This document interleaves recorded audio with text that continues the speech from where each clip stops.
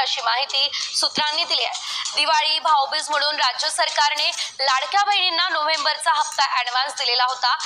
वरिष्ठ अधिकाऱ्यांनी ही माहिती दिलेली आहे। विश्वसनीय सूत्रांकडून माहिती मिळते आहे, त्यामुळे लाडक्या बहिणींच्या खात्यात 3000 रुपये एकदम जमा होणार ही माहिती आहे। 3.25 कोटी अर्जांच्या पडताळणीचा निर्णय देखील आता लांबणीवर पडणार अशी देखील माहिती मिळते आहे।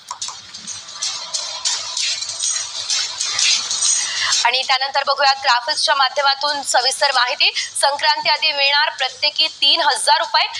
3.25 कोटी अर्जांच्या पडताळणीचा निर्णय लांबणीवर आहे। सध्या अर्ज केलेल्या सर्वच लाडक्या बहिणींना लाभ मिळणार आहे। पद्धती बदललेली आहे, तंत्रज्ञान बदललेलं आहे, आव्हानं बदललेली आहेत आणि म्हणून केंद्र सरकारने या संदर्भात काही कायदे नव्याने तयार केले, काही मॉडेल कोड तयार केले आणि सगळ्या राज्यांकरता हे कोड तयार करून त्या राज्यांना ते पाठवले आहेत।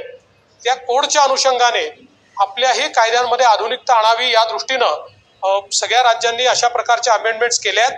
आपल्याही राज्यामध्ये बंद्यांच्या नियमनाकरता आणि व्यवस्थापनाकरता आपण आपले जे कायदे आहेत या कायद्यांमध्ये सुसंगत अशा प्रकारचे हे बदल करतोय आणि त्याकरता आपण आजचा जो काही या ठिकाणी अधिनियम आहे तो मांडलेला। नमस्कार, मी अजित पालव। माझ्या तमाम माता भगिनींचं आजच्या व्हिडिओमध्ये स्वागत। लाडक्या बहिणींसाठी खुशखबर। आताच आपण पाहिलं, सर्व लाडक्या बहिणींना मकर संक्रांती अगोदर मिळणार तब्बल 3000 रुपये। आता एका ठिकाणी 3000 देण्याचं सांगतायत, तर एका ठिकाणी सांगतायत जानेवारी पासून अनेक बहिणींना हप्ता मिळणार नाही। आता हे मी म्हणत नाही, तर अनेक प्रसार माध्यमातून हे सांगितलं जात आहे। कोणाला मिळणार 3000 तर कोणाचे हप्ते होणार बंद, हे जाणून घेण्यासाठी व्हिडिओ शेवटपर्यंत पहा। तत्पूर्वी चॅनलवर नवीन असाल तर चॅनलला सबस्क्राईब करून घ्या, बेल आयकॉन दाबा आणि व्हिडिओ आवडलाच एक लाईक मात्र अवश्य करा। स्वतः मंत्री अदिती तटकरे ताई काय म्हणाल्यात ते देखील आपण लाईव्ह पाहणार आहोत, तर पाहूया साम टीव्हीच्या माध्यमातून आपल्याकडे आलेला हा रिपोर्ट। आज पहिलीच बातमी अत्यंत मोठी आहे।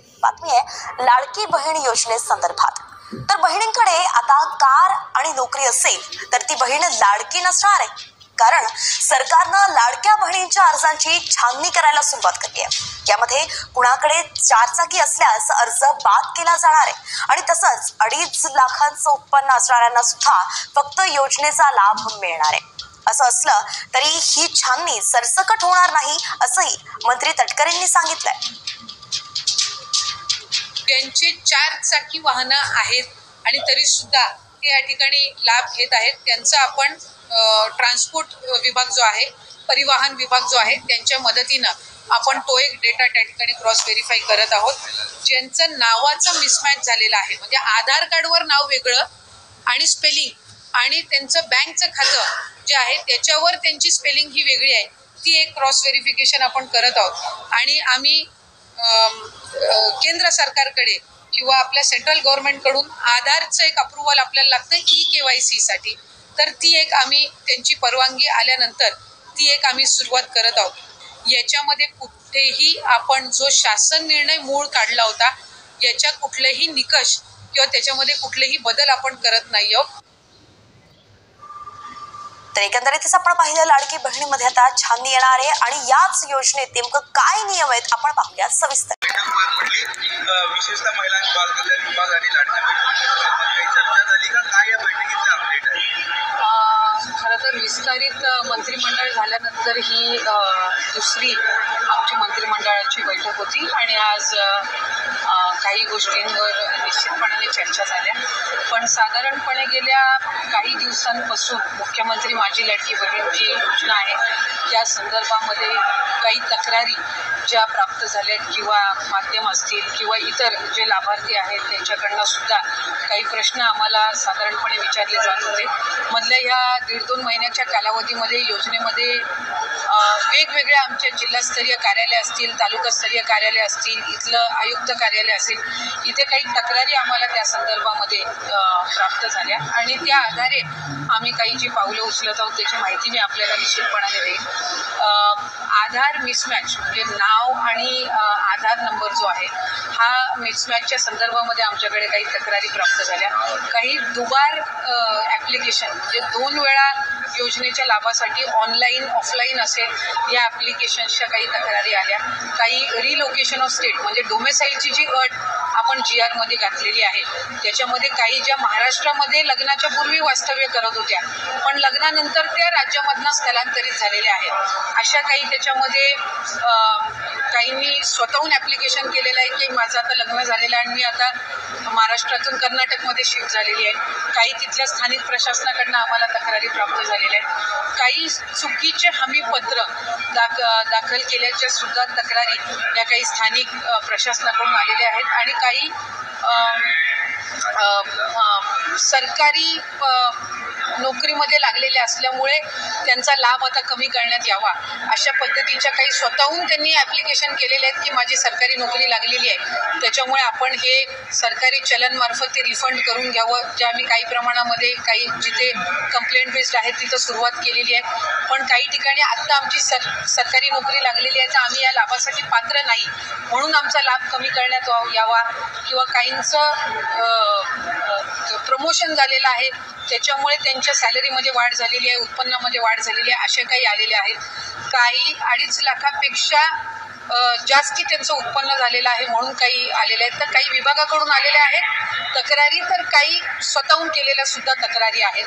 त्याच्यामध्ये साधारणपणे स्वतःहून केलेल्या तक्रारी आहेत किंवा विभागाकडनं आलेल्या आहेत. याची आम्ही ज्या वेळेला साधारणपणे माहिती घेतली किंवा त्या संदर्भामध्ये ज्या वेळेला आम्ही विभाग म्हणून चर्चा केली आणि त्याच्यानंतर आम्ही मुख्यमंत्री दोन्ही उपमुख्यमंत्र्यांसोबत त्या संदर्भातली जी चर्चा आहे ती केल्यानंतर काही बाबी GR मध्ये जो शासन निर्णय आहे याच्यामध्ये कुठलाही बदल न करता त्याच जे निकष आहेत ते जे त्याच्यामध्ये आपण बाबी निश्चित केलेल्या आहेत त्यालाच अधीन राहून काही व्हेरिफिकेशनचा आम्ही एक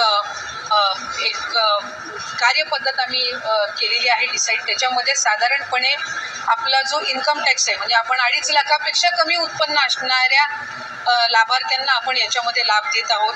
तर त्याच्यामध्ये इन्कम टॅक्स डेटा हा रिकन्साईल करणं हा एक त्याच्यामध्ये आम्ही विषय घेतलेला आहे की 2.5 लाखापेक्षा आत्ता आमच्याकडे काही स्वतःहून तक्रारी किंवा विभाग म्हणून तक्रारी आलेल्या आहेत की बाबा आमचं उत्पन्न 2.5 लाखाच्या वर वाढलेलं आहे तर आम्ही या लाभामध्ये आता पात्र होत नाही.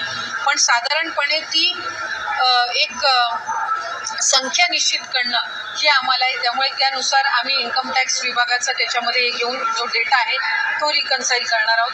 दुसरं याच्यामध्ये आम्ही शासन निर्णयामध्ये नमूद केलेलं आहे की जर एखादी लाभार्थी एखाद्या दुसऱ्या कुठल्या शासकीय योजनेचा लाभ घेत असेल आणि तो जर 1500 पेक्षा कमी असेल तर त्याची जी मॅचिंग फिगर आहे म्हणजे किमान त्यांना 1500चा लाभ मिळाला पाहिजे या दृष्टिकोनातून. उदाहरणार्थ नमो शेतकरी योजना जी आहे याचा लाभ 1000 रुपयापर्यंत असतो. तर या योजनेचा लाभ जे घेणारे आहेत त्यांना वरचं 500 रुपयाचं जे ब्रॅकेट आहे ते आपण शासन निर्णयामध्ये पण नमूद केलेलं आहे की आपण ते वरचे 500 देऊन त्यांचा लाभ आपण 1500 पर्यंत नेणार. त्यामुळे त्या दृष्टिकोनातून नमो शेतकरी स्कीमचे जे लाभार्थी आहेत ते आपण निश्चित करून आणखीन एकदा त्याची व्हेरिफिकेशन करून जे त्याच्यामध्ये लाभार्थी आहेत त्यांना हा जो वरचा लाभ आहे 500 पर्यंतचा हा आपण देण्याच्या दृष्टिकोनातून करत आहोत. त्याच्यामध्ये इतर ज्या काही योजना आहेत ज्या 1500 पेक्षा कमी लाभ देणाऱ्या आहेत आणि आपण त्याला 1500 पर्यंतचा लाभ मॅचिंग करणं आहे तर त्या दृष्टिकोनातून आम्ही एक स्क्रुटिनी एक ड्राईव्ह करत आहोत. केंद्र सरकारकडे किंवा आपल्या सेंट्रल गव्हर्नमेंटकडून आधारचं एक अप्रुव्हल आपल्याला लागतं KYC साठी. तर ती एक आम्ही त्यांची परवानगी आल्यानंतर ती एक आम्ही सुरुवात करत आहोत. त्यामुळे या 5 बाबींवर आपण साधारणपणे जे आम्हाला कंप्लेंट आलेले आहेत मग काही कंप्लेंट पालघरमधून आलेले आहेत, काही यवतमाळमधून आलेले आहेत, काही फलटण साताऱ्यामधून आलेले आहेत, काही वर्ध्यामधून आलेले आहेत. तर या ज्या साधारणपणे कंप्लेंट झालेल्या आहेत त्याच्या आधारे आपण या 5 बाबींवर चौकशी किंवा एक क्रॉस व्हेरिफिकेशन आपण सुरू करत आहोत. याच्यामध्ये कुठेही आपण जो शासन निर्णय मूळ काढला होता याच्या कुठलेही निकष किंवा त्याच्यामध्ये कुठलेही बदल आपण करत नाही आहोत. फक्त जे निकष आम्ही GR मध्ये ठेवलेले होते त्याला अनुसरून ज्या काही तक्रारी आलेल्या आहेत त्या 5 बाबींवर आपण लक्ष केंद्रित करून ही पुढची जी काही व्हेरिफिकेशनची पद्धत आहे ती आपण करत आहोत.